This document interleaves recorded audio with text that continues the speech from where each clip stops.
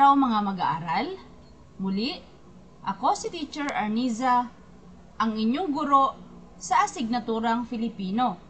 Handa na ba kayo para sa ating talakayan? Mabuti! Ang ating tatalakayin ngayon ay ang wastong gamit ng sina at nina at sila at nila. Kailan nga ba natin ginagamit ang sina at nina?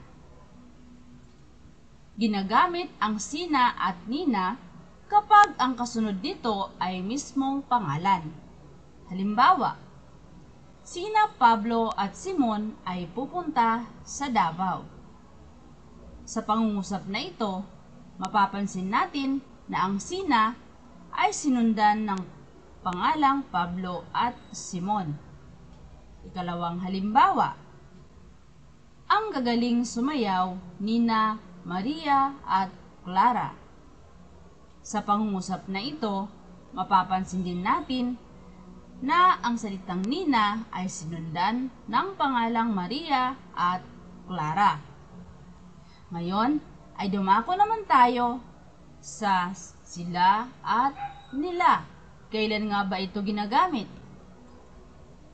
Ginagamit ang sila at nila kapag papalitan natin ang pangalan.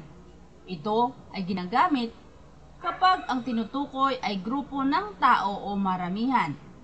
Halimbawa, pupunta sila ng Davao sa susunod na buwan.